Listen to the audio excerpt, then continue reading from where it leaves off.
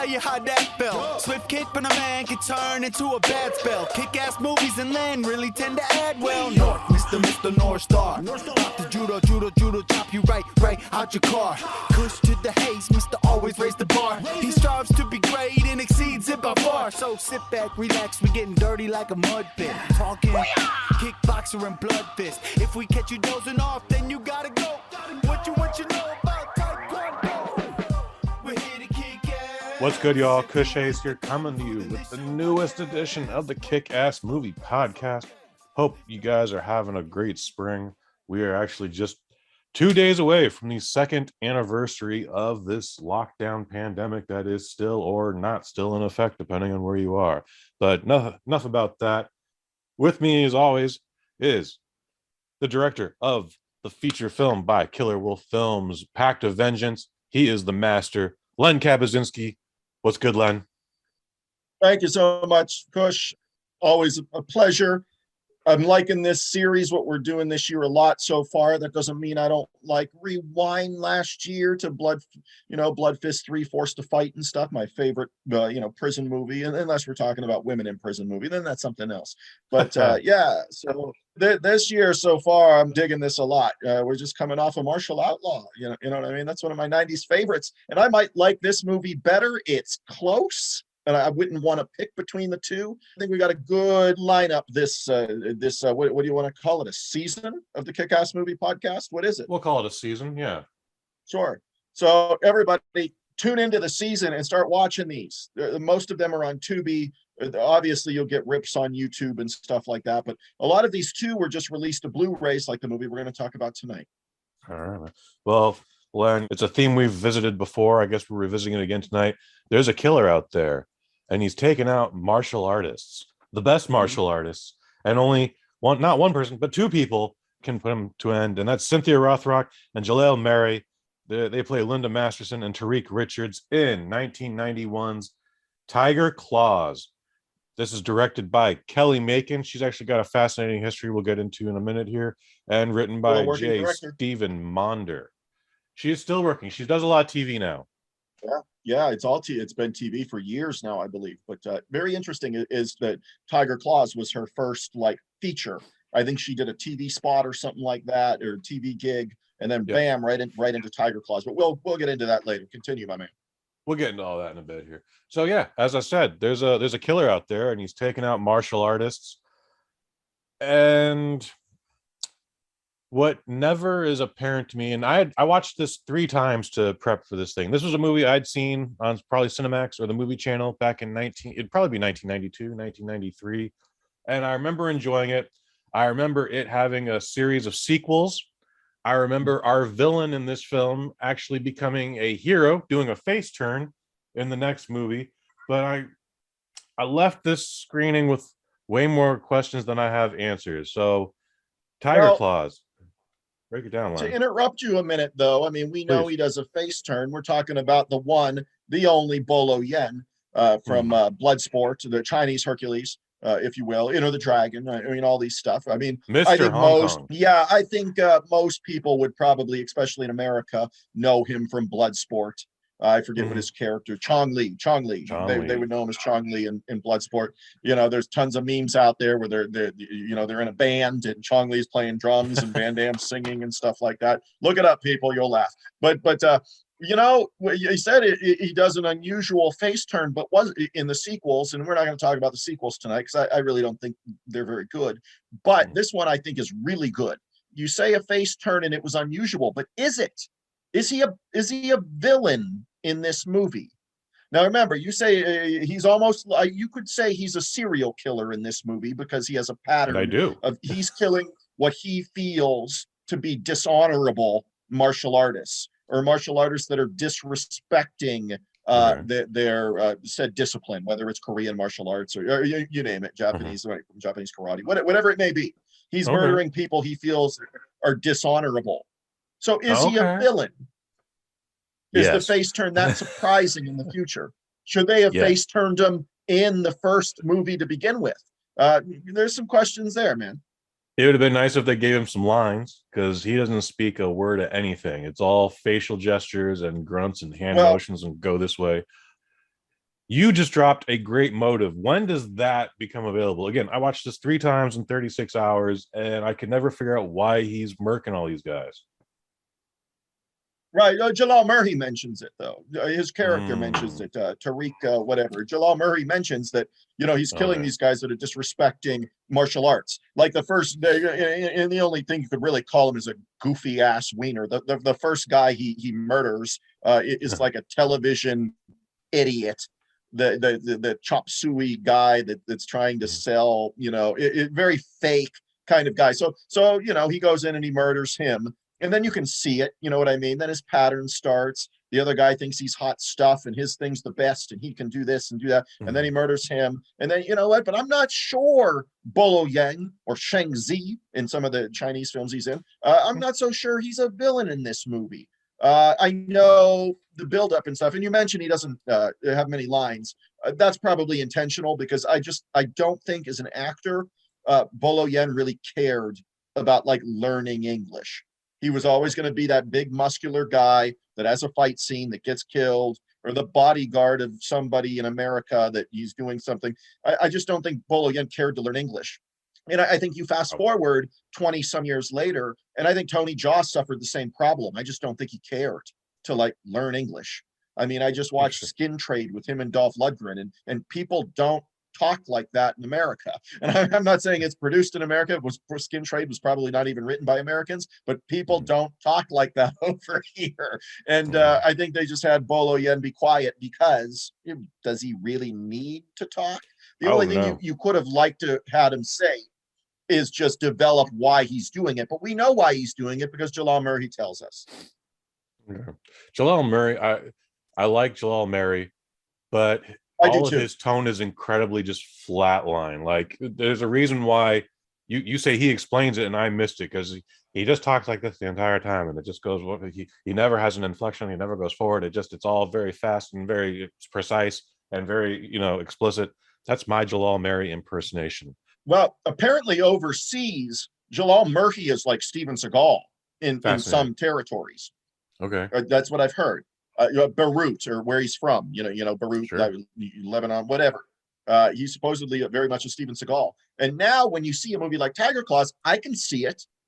You know what I mean? He's not as physically imposing as Seagal because Seagal's a big guy. I mean, he's a tall guy. Even back in the days when Seagal was like thin and in shape, he's like 6'4". So, I mean, he's not as imposing physically, but he obviously knows Kung Fu, or he's a Sifu Kung Fu master.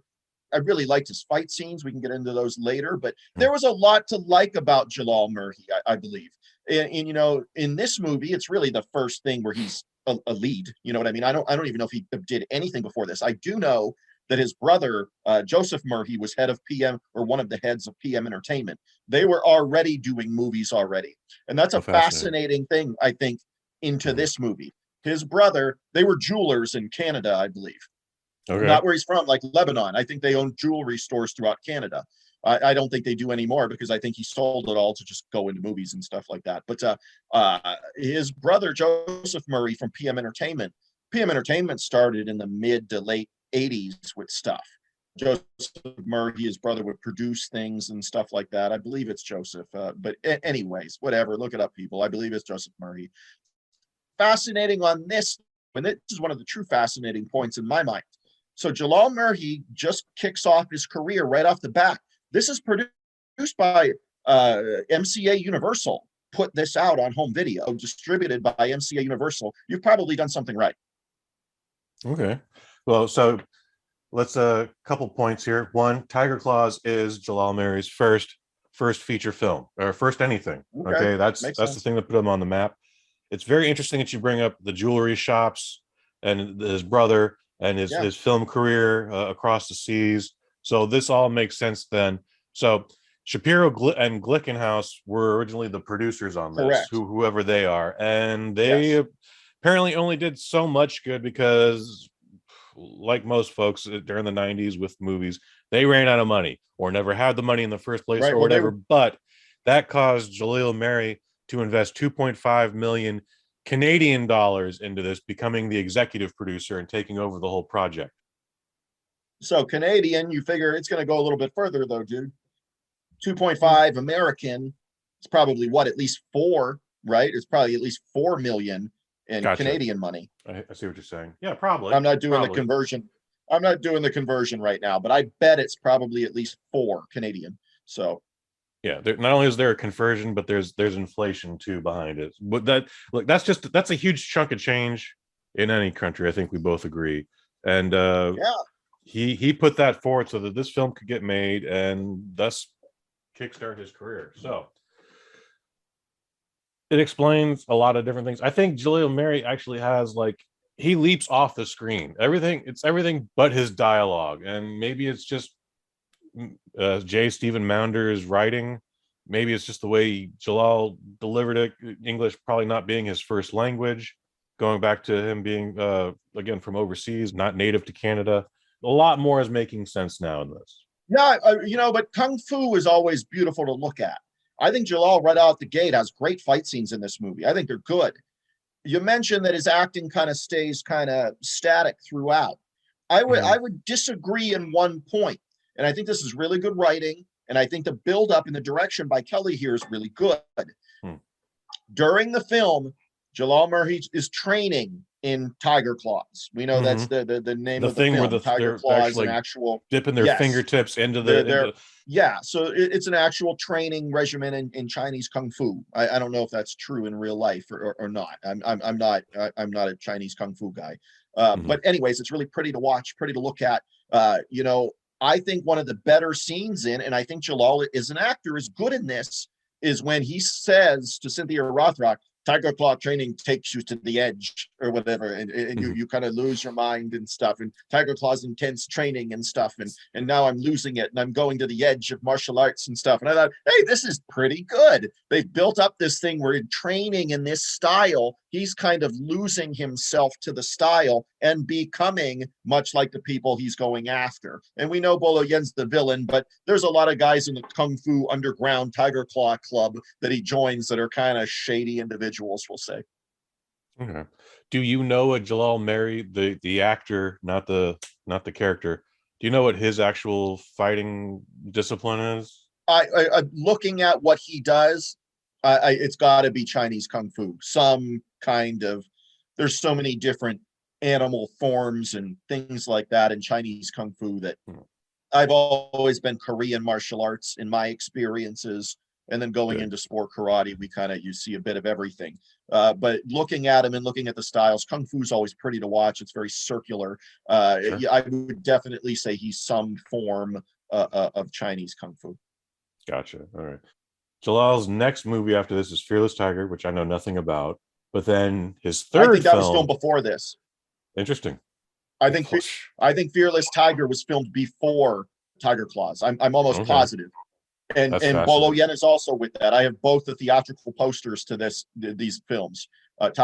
Fearless Tiger as well. Bolo's in it for a couple minutes. He's not like he is in Tiger Claws, where he's in the whole movie kind of thing. Interesting. But I believe Fearless Tiger was filmed before Tiger Claws. Both of them are in 1991, so maybe IMDb just has the order mixed up here. But his only feature in 1992 is Talons of the Eagle. That's a good movie.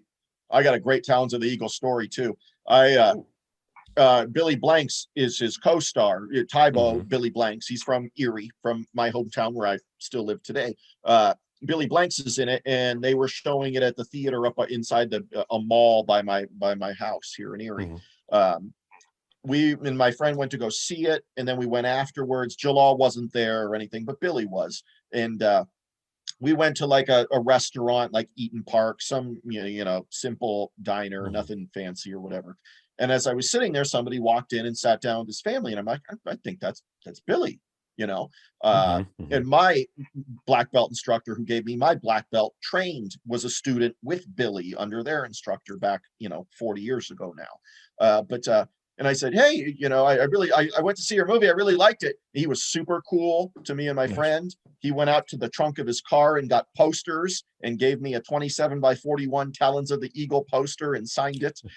Really cool guy. I just saw him last year, a year and a half or so ago, the school I train at, TKO Erie, was on the Undercover Billionaire TV show on the Discovery Channel, and Billy was on an episode where he comes in and stuff, and he's a super nice guy.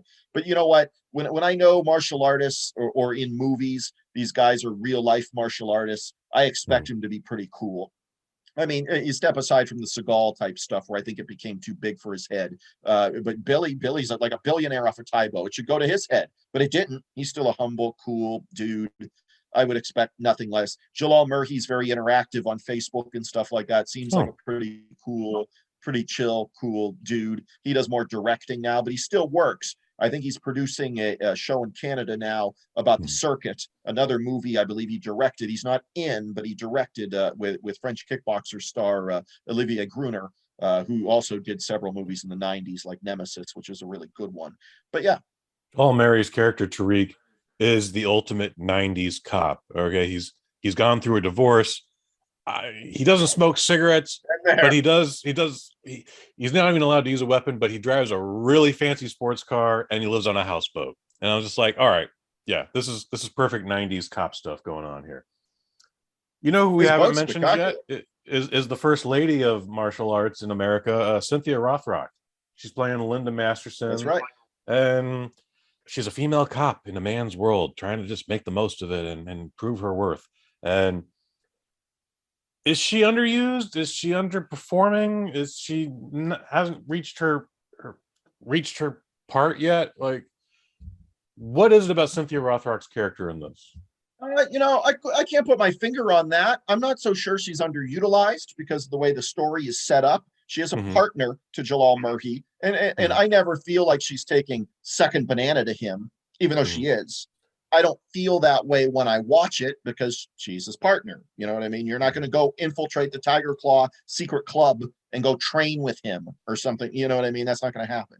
So I wouldn't say underutilized. I think if you want to say underutilized, I'd say the script then underutilizes her maybe, but not in the grand scheme. When you watch this movie, I don't know. I don't really feel that way. I feel like where else are you going to put her? You know, what else are you going to do? She can't really go in with him and train with him and do those kinds of sequences. She really can't go on her own because then she meets up with Bolo Yen far too early in the script and things like that, or would have. So I'm not too sure, but you got to remember at this point, it's probably 90 when they filmed this movie. You know, if it's released in 91, it's shot at least a year ahead of time, most likely. You know, she was a star overseas. And then she does No Retreat, No Surrender 2, which is a movie I adore to death. It's one of my all-time favorite movies. But again, she's a supporting character. Yeah, dude. I effing love that movie. But yeah, you know, she gets into American audiences then, even though No Retreat, No Surrender 2, directed by Corey Yen, who went on to like Matrix choreography and stuff like that. Still a working dude. I think Cynthia Rothrock's looks and things physically started to change when she did more American cinema and stuff, where before she's this really good fighter in all these foreign, you know, these Hong Kong type crazy action movies, Righting Wrongs or whatever it was, and Crystal Cave or whatever that one was with Richard Norton, you know, who also did tons of American cinema. But in this movie, I think the wheels start to turn where, you know, Cynthia Rothrock's actually kind of nice looking. She's actually kind of attractive. And you know, there's that shift now where now she's kicking it into gear. Then she's going to do a lot of American produced cinema at this point, and she did that for about 10 years in a row after Tiger Claws. And our movie starts off with her as a cop posing as a hooker undercover, and she's got another partner tailing her, and that guy botches his job entirely. But that's not the point. She's the top billed actor in this film, and then I feel like with what we just learned about Jalal Merhi, with his $2.5 million investment, like I have a feeling like he's like, there's no way she would infiltrate the martial arts camp in this movie theater, which I absolutely believe is a thing in every country and every city in the state.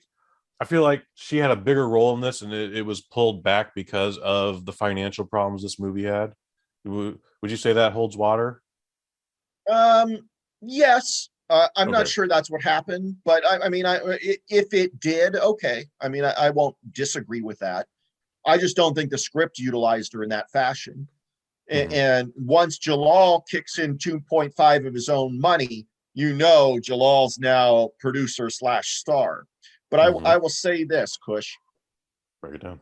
Let's say this is kind of a vanity-ish project, which I never feel like when I watch this that Jalal is making a vanity project. I don't feel that way. I agree with now, when you watch Getting Even with John DeHart, or you watch a Neil Breen picture or something, these are vanity projects for these guys. When they're kicking in their own money to do these things, you feel like, or the Sunny Bees from Fight of Fury and stuff like that. You feel like, okay, these are vanity projects. This is kind of silly. I never once got that silly vanity vibe from this movie, even though Jalal obviously kicked in some of that jewelry money.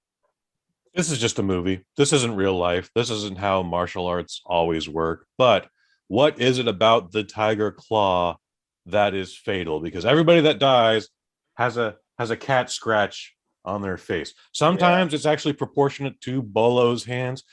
Very early in the movie, when Bill Pickles, who's actually my favorite character in the movie, that's the fake TV karate guy. Yes. It's literally, they either scratched him with a real cat's paw or a child put that on, because it's the tiniest scratches on his face ever.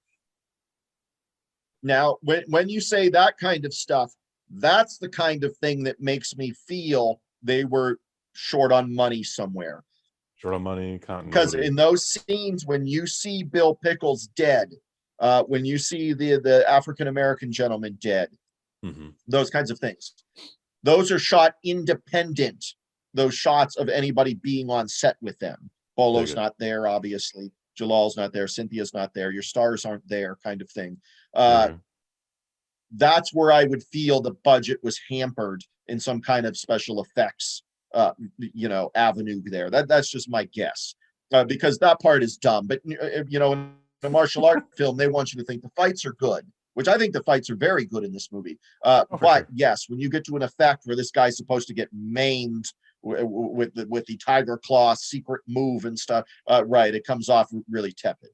Is his jugular supposed to be cut in this thing? Should those scratches be on his throat and not just on his cheek?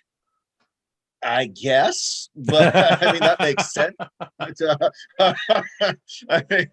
That's what makes sense, because if you slice your jugular, you can die. If you slice your cheek, you're going to be okay. I mean, you might get some plastic surgery, but I mean, other than that, you're probably going to be okay. But but again, do you want the MacGruber throat rip every single time somebody dies in tiger claws? I mean, it's better in tiger than the claws, silly scratches on the cheek. Right. Okay. In tiger claws, yes, I do actually. I want all throat rips in tiger claws. You want the MacGruber turkey throat rip stuff, but yeah, I'm not going to disagree with you there, because I think that's where it's short. But when you mention the budgetary problems, that's an area where I think, okay, they couldn't get effects guys up to Canada for whatever reason. Nobody wanted to go, or whatever. And that's where I feel the movie is short. The rest of the movie, I think, I love Tiger Claws, but I think the special effects is where this movie fails. You being the master director that you are, like, you literally just made me realize something. Yeah, no one wanted to go to Canada, so Bill Pickles had his crew film that scene, and then they shipped it over to Glickenhaus Shapiro. That makes way more sense then. Again, with the tiny scratches, that makes way more sense. How about that? Okay. So, we're getting into this. You're a filmmaker now. Now you're thinking like a filmmaker. Well, you never think about these things, man. And that was one of the things that I loved about working with you on Pact of Vengeance. Like, just seeing your process. Like, again, things I don't ever think about, just like extras in the background. Like, okay, guys, I want you to walk forward. Nope, stop. Take 2 steps back. Okay, guys, keep walking forward and stop.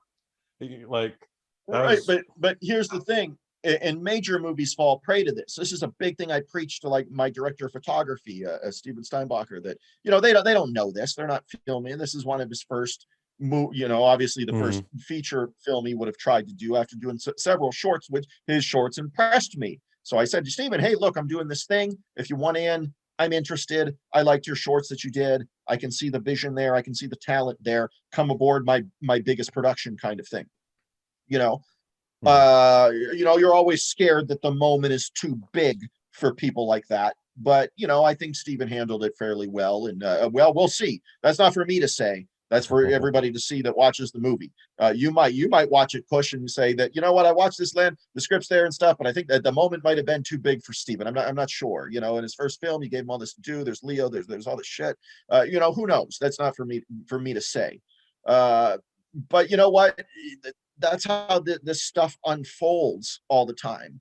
Bill Pickles could have totally had a crew of his own in Tiger Claw shoot his death scene. He could have literally had, like, you laugh about it, but it could be true. He could have a 12-year-old just throw some shit on his face while he sits in that chair in his death scene. And it is silly, but I mean, who's there? He's got no extra information either, so he just sees 3 scratches on the face. He's like, yeah, that's what they wanted. They wanted 3 scratch claw marks. There you go. That's a cut picture right there, kids. Yeah, and you know what though? And I'll just say this: having shot a movie or two, coming, you know, from a trauma-like background in what I do, it would have been more effective, in my opinion, to not show that scratches on his face. Have the close-up of the hand come on the screen, swipe down, and then blood splash against a wall or a mirror or whatever, and then cut scene. Then you could have taken your time and just smeared up his face in blood in a quick shot while he's laying on the floor and zip him into a body bag or something like that. I think it would have been done better. You know what I mean? You wouldn't have time to focus on the lack of effort kind of thing. So, but I think that was something that was probably produced outside the normal producing in this film. But you know, we'll never know. Jalal, if you're watching this, my man, I'm gonna send this to you. So we got to know. But I had heard that this is on Blu-ray now through a company that does awesome Blu-rays. I believe they did New York Ninja and stuff like that. I can't think of it. I want to say Synapse. I don't remember. So Vinegar Syndrome. Vinegar Syndrome.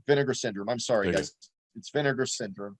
So, I don't know why I know that name, but yeah, but I mean, Synapse has done some great ones too. Synapse has done good ones. Blue Underground's done great ones. You know, but yes, Vinegar Syndrome put this out, I believe, and not too long ago that we're talking about it right now. I mean, within the last 6 months, and I believe there is audio commentary on it by Jalal Merhi. So that's going to have to be acquired by me now to hear about all this stuff. I'd be very interested in hearing that myself. Let's see. It's on there. It's on there. Okay. I definitely want to see that then, man. Like, yeah.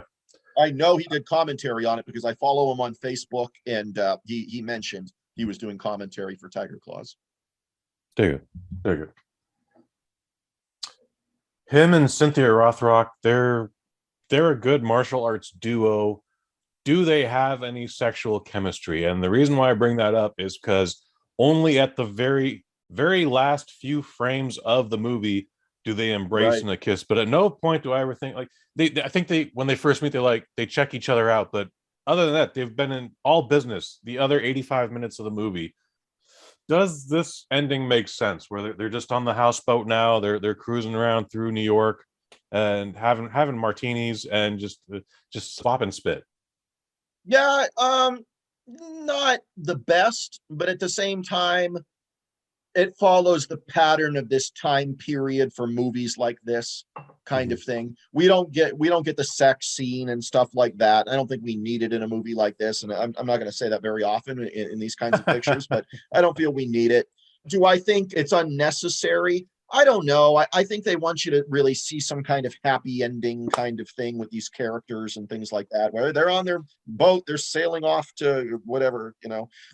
Using a full-length cocktail dress in the Hudson Bay. Yes. Yeah. I think it's a pretty scene to end the movie with. I don't hate it by any means. You know, it's not our Lone Wolf McQuaid ending where they get a phone call and they're running off together to go solve another crime or whatever. No, they're on a boat. They're out of here. They're going on vacation. You know, after catching Bolo Yen, and you know, I would probably want a 3-month vacation after fighting Bolo Yen as well. But right, they're not going to solve another mystery or whatever like the mystery bunch. They're gonna go on vacation. So I don't hate the ending. Do I feel they have true chemistry? I'm not sure. At the end of the day, Bolo Yen, you know, kicked in some of his own money and probably said, "Hey, I'm getting the girl at the end of this movie." There's no sex scene. There's no nudity. But you know what? At the end of this movie, you know, for my 2.5 million, we're going to sail off with Rothrock here at the end. Yeah, fair enough. Fair enough. What do you feel is the best fight scene in the film? I think it's in the strip club, but it's hard for me to really tell. The strip club one's really cool because we get to see another side of Jalal Merhi, where he has his hair down, and you almost have to double take when you look at him for a minute because his hair's down. You're like, is that Jalal? And lo and behold, it is. I think some of the training sequences are quite good in the underground Tiger Claw club thing there. I think they're really good. I think in this movie, one particular fight doesn't steal the show, but little pieces of fights throughout steal the moments. I think when Cynthia Rothrock battles Bolo Yen on the docks near the end of the movie, and she hits him with a boat oar and does the boat oar like weapon That's thing. A fun scene. I think it's all pretty cool. There's a lot of cool stuff in it, and I don't think this is a movie like we just mentioned last episode on Martial Outlaw. There's lots of good fights in that, but the Russian Circle is so cool, it kind of steals the show kind of thing from several other good fight scenes in that movie. This one, I feel it's the opposite in Tiger Claws. I feel all the fight scenes are pretty good, and then each one has its own like moment. Stephen Maunder? He's the writer, yeah. And Jalal's worked with him several times. I believe he's a Canadian writer. That makes sense. He would go on to write for Fearless Tiger, Talons of the Eagle, TC 2000, Tiger Claws 2 and 3. But he would also go on to direct Tiger Claws 2 and 3, as well as Shadow in Paradise. And then he just sticks to writing up until 2016. What do you think about him? I feel like the elements he used in this got recycled again in Talons of the Eagle. It's been a very long time since I've seen TC 2000, and I wouldn't be surprised if that's in there too. No, TC 2000 is pretty different, but it's futuristic. Jalal Merhi's the villain, which I believe it's the only time he's played a villain. Jalal is the villain in TC 2000. Billy Blanks is our hero in TC 2000. Matthias Hughes is a villain. Jalal Merhi's a villain. Bolo Yen is a face, is a good guy in TC 2000.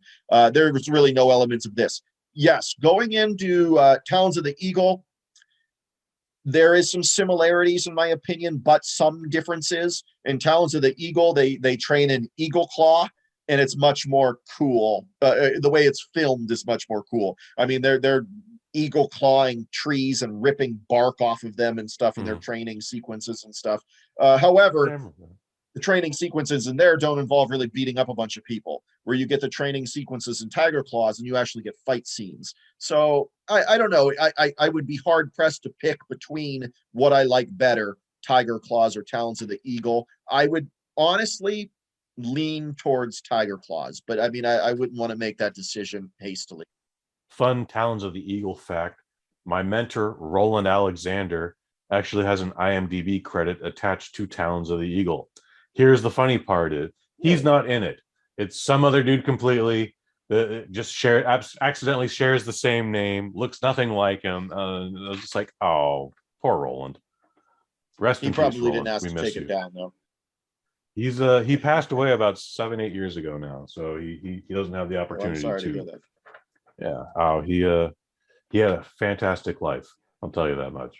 Yeah. So I want to say, speaking of that, I'm not sure he's in Tiger Claws or not, but he's worked with Jalal in a couple movies, I believe. It's Harry Mock, Harry M-O-K. I believe he just passed away from COVID not too long ago. Very muscular Asian gentleman. Usually in bit roles as enforcers, and you know, he's in there for a fight scene or two. I'm pretty confident he's in TC 2000, but he's in a lot of pictures like this. I'm not sure if he's in Tiger Claws or not, but I believe he passed away a few weeks ago from COVID. So R.I.P. buddy. Yeah. Harry Mock, Don Wilson, or at least the guy running Don Wilson's Facebook page, has been repeatedly posting about Harry Mock and his passing away. Yeah. So yeah, that's why that makes sense here. He was apparently a very well liked guy. Sounds like a nice dude, for sure. Yeah. Kelly Macon, the director, a female director, That's one, unusual for a kung fu film. Two, very cool. Three, she has a huge TV career, including Kids of the Hall, Right. Queer as Folk. Vikings is probably the thing she would be most popular for these days. But in the 90s, she actually had a film career. She did one TV thing, then Tiger Claws, then she did National Lampoon's Senior Trip, which would be Jeremy Renner, aka Marvel's Hawkeye. That's his first film. And then she goes on to do Kids in the Hall, Brain Candy. I don't know how you feel about the Kids in the Hall. That's a fantastic movie. Nobody talks about it ever. And then her last feature film is actually her biggest feature film, which would be Mickey Blue Eyes. Do you remember anything about that film specifically? I do not, because Kush, to be honest, in this time period, all I'm doing is watching karate movies. So, you know what I mean? Occasionally, the Gremlins 2, the new batch might sneak in there or something like that. But for the most part, I'm watching kung fu movies and karate movies and crazy action movies like Martial Outlaw, like some of the starting to go direct to video Van Damme stuff, even stuff like Double Team and stuff where Mickey Rourke is the bad guy in that one. But you know, Seagal's still floating around at that point. I mean, really, all I did, the direct to video boom was big, so American Ninja sequels are still going to home video and stuff. Yeah, you know, I didn't really care about anything else but crazy stuff that was going straight to tape. That's okay, man. Well, here's what I know about Mickey Blue Eyes is it's a Hugh Grant film. That's a British dude. His biggest claim to fame for unfortunately for him was he was caught out here in San Francisco propositioning a hooker, and then they both got arrested. Didn't kill his career, but that was a huge thing for him. But Mickey Blue Eyes is about this British dude lives in America, is getting married to this super cool chick. Her dad is James Caan, and he happens to be a head mafioso. Now, The Sopranos is just starting to get big now. We've already had analyzed this. Goodfellas is always still in conversations, but this is the comedy of Italian gangsters. So at one point, I don't know what the plot is, but for some reason, Hugh Grant has to pretend to be an Italian mafia guy. So James Caan's like, you got to talk like this. Forget about it. He goes, forget about it. No, forget about it. Forget about it. Forget about it. Forget about it. Forget about it. That thing goes on for 90 seconds in the trailer. That's her biggest movie, and I don't remember it being a bomb by any means, but it is the last movie she does. Well, remember, she probably didn't edit that shitty trailer by the sounds of it, though. But yeah, she would have shot it, but she probably didn't edit it. Probably didn't edit it. Most likely didn't edit it. Why aren't we hearing about more female directors in martial arts films? She doesn't do any other martial arts films after this, but it's amazing that she got plugged into this. Well, you know, I would liken something like that to actors that know martial arts in real life that aren't known to do martial art movies. Okay. I did a post, I don't know, a month or two ago, saying if I had a number one pick for an actor not known for martial art movies, who I wish had done more martial art movies, it would have been the late John Saxon. Real life black belt karate, good fight scenes in Enter the Dragon and stuff like that, but he was just an actor first, though. At least dad from Nightmare on Elm Street 1 and 3. Yes, correct. Yes, him. He's a very talented martial artist, but nobody really knew it. You know, I wish he would have done more, but it's the same. You could say the same thing with directing, though. Hey, they directed this movie, Tiger Claws, right out the gate. Their first movie is pretty cool for what it is. Why didn't they go on and develop more? Correct. Maybe she wanted to go do Kids in the Hall, 85 episodes of that or whatever. I mean, you're going to gig where they feel you fit, kind of thing. Sometimes in Hollywood, when you're getting gigs, I mean, to get work and get paid and get checks, you fit where they tell you fit. And that might be what Kelly Macon did. Yeah, you know what I mean? Sadly, because I feel like there was real talent for action film here. But hey, you know, maybe that's not what she wanted to do. Much like John Saxon probably didn't want to go do a bunch of martial art movies. But I would be surprised if John Saxon didn't get offered stuff, though. It would blow my mind, especially after Enter the Dragon and what a big deal that was. He just didn't do that. So Patrick Swayze, same thing. Steel Dawn's one of my favorite movies. I love it. It's martial art philosophy to a T. I can't say how much I love that movie, but Patrick Swayze, not really known for martial arts because he's known for Dirty Dancing and things like that. The most popular film, and nobody knows what Steel Dawn is, and that's a shame because I just the philosophy, but all that stuff is really cool. I'm not going to harp on it because I could talk about it for like 3 hours. See Steel Dawn, people. 1987. It's the same year that Dirty Dancing came out, and then obviously his career blew up, and he went to Ghost and big movies like that have no martial arts in them. But man, you know, and you could say Roadhouse. That was one, but Roadhouse wasn't Dirty Dancing. Roadhouse wasn't Ghost. You know, those kinds of things. But Roadhouse, he gets to show some martial arts, but not nearly the career he did outside of those kinds of pictures with the Dirty Dancings and Ghosts and stuff of the world. So, yeah. Which one of Patrick Swayze's films do you think has more longevity, Dirty Dancing or Roadhouse? I would say Roadhouse because Dirty Dancing was a product of its time for sure, and it was white hot at the time, but people keep going back to Roadhouse. I disagree with you for the exact reasons you just said. I feel Roadhouse is a product of its time. It is the guy movie, you know what I mean, that will appeal to women because of Swayze and stuff like that. But but if it's not Swayze and you plug in some brawling, not as good looking, heavy set guy or whatever, you know what I mean? Do women watch that movie then?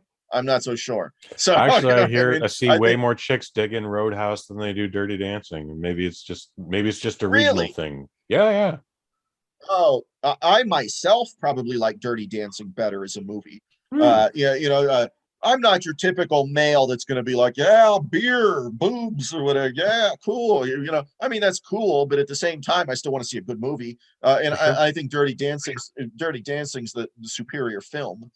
Not that I don't like Roadhouse, but some of the dialogue is, you know, you kind of, it's funny, maybe not meant to be funny, but funny kind of thing. I don't know. I don't hate Roadhouse at all, but I love Steel Dawn.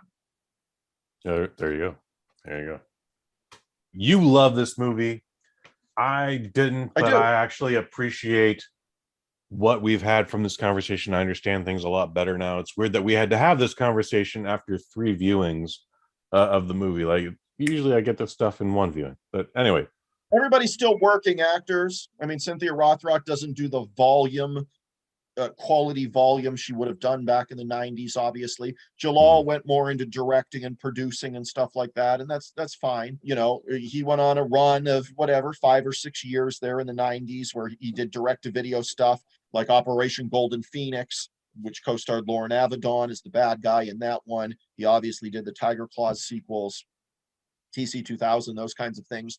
But you know what? He went on in his acting career, in my opinion, Jalal peaked right off the bat because I feel like Tiger Claws is his best film. TC 2000 is fine. The sequels to Tiger Claws are, you know, but I feel like he peaked as an actor right off the bat because I feel like the script, I like this script a lot. I think where this film fails is the special effects. But other than that, I feel there's just tons of cool stuff. There's character development for Jalal Merhi and Tiger Claws, which you can probably not say in any of his other movies he acted in. And that's a credit to Stephen J. Maunder, who wrote this. Like I said, you see the progression of him training in this secretive martial art where he's beginning to lose his mind and go to the edge and do all this stuff. You know, that's not going to happen in any other movie and stuff. I felt that like, he had an escalating character in Tiger Claws that I thought was really interesting. And you don't have to be a great actor to play something like that because he's not. But I feel it works in this movie. I feel his best acting performance and best movie is probably Tiger Claws, and it happened in his very first one. There you go. Well, then I'm going to be watching your movie, Pact of Vengeance, not because I had a hand in it, but because I am a member of your Patreon page. And for as little as $2 a month, I have access to not only all your films, but all your podcasts, including this one. What else can you tell us about your Patreon page and anything else from Killer Wolf Films? Yeah, the Patreon page, it's patreon.com/KillerWolfFilms. It's $2. There's a $5 level for Pact of Vengeance. But you know, if you sign up for $2, you'll still get to see Pact of Vengeance. It's going to be out in a couple months here now. You know, it probably months. It might be month singular by the time the podcast you're listening to right now comes out. But Yeah, you get to watch all my movies. Most of them are downloads too now, where you can just download them off, the Patreon and watch them when you feel like it, kind of thing. It really is the best way to support my works. You might wait for this to, Pact of Vengeance to come on Amazon a year from now from a distributor, but why the hell would you want to wait and do that? Pay the $2 and watch it like months and months and months and months ahead of time, because it's going to come out on my Patreon first. So it really is the best way to support my works. Sure, you're going to always have those people that are saying, well, I don't want to give Patreon their cut. Well, I don't either, but I have to, kind of thing, to be on it. But I'll say this, if you don't want to give Patreon their cut, I understand that. But, I make literally pennies from you watching it on Amazon or something like that. Pennies. Mm-hmm. If a penny. I might make a penny if you watch all 90 minutes of it, kind of thing. So the best way to support my works really is patreon.com/killerwolffilms. With it, there's hundreds of hours of shit to watch. You can get caught up from the beginning, where maybe my audio is not so great. You can see the quality of my Patreon evolve, I think, throughout the years, with better sound design and all this kind of stuff that comes along. As you hopefully, this is not for me to say, but the viewers to say, you see my films evolve and get better and better produced, and better cameras, better lighting, better choreography, better stories, all that kind of stuff. I hope you can. So, but that's for you to decide. So sign up. We need you. Knee-jerk reaction. What's your favorite fist of the filmmaker that they need to search out on Patreon? Knee-jerk reaction, I would say the Blood Prism special, which is not a martial art movie I did, but a very art house type horror film that I did. I would say search out the Blood Prism special, or search out like one of the Swamp Zombie specials or whatever. And there's special podcasts I do where I answer questions and just talk about those specific movies. I would have to say one of those is the Blood Prism one. Jumps out off the top of my head, where I just talk about that production, because it was so different for me to do. In terms of a forgotten movie den that I do, where I usually pick a movie or two that I feel, bring to your attention. In fact, this movie we talked about tonight, Tiger Claws, is probably talked about within the first year of my forgotten movie den. So we're talking about 5 years ago now when I started that, 4 years ago, 5 years ago. Yeah. Tiger Claws I picked a while ago. I'm sure the sound sucks on it and stuff, because I got better through the years at doing these things. But I'm sitting where I am right now talking to you in my den here, and I talked about Tiger Claws, but I would say go to the very, very first episode ever of the Forgotten Movie Den. If you want a Forgotten Movie Den that jumps out off the top of my head, it's the very first one. The sound's not great, but the movie sure the F is, and it's Overkill, starring Aaron Norris. So check it out. I've got hundreds of hours of shit to watch on there. You should check it out. Folks, I'm actually going to recommend you go back into the Kick-Ass Movie Podcast catalog and check out our first episode, where we talk about King of the Kickboxers with Lauren Alvedon and Richard Jekyll. That's so much interesting stuff happening in that. So much practical effects, fantastic kung fu. It's a very 90s film. You're gonna love it. If you love 90s films, 90s kung fu films especially, you're gonna dig that. Otherwise, check out the Waffle Box podcast. Me and Mike Fish of the Claret and Big Blue podcast. It's the best part of Wednesdays. We talk about everything and nothing all at the same time, and you can find that on YouTube as well as the BosNet.family. Otherwise, for Master Len Kabasinski, I've been Kush Hayes. You've been you. No brakes on gas. This the Kick-Ass Movie Podcast. We're here to kick ass. If you with the kung fu, then this your podcast. No brakes on gas. This the Kick-Ass Movie Podcast. We're here to kick ass. If you with the kung fu, then this your podcast. No brakes on gas. This the Kick-Ass Movie Podcast.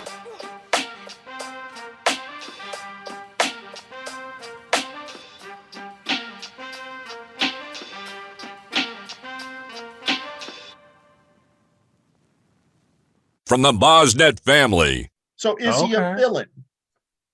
Yes.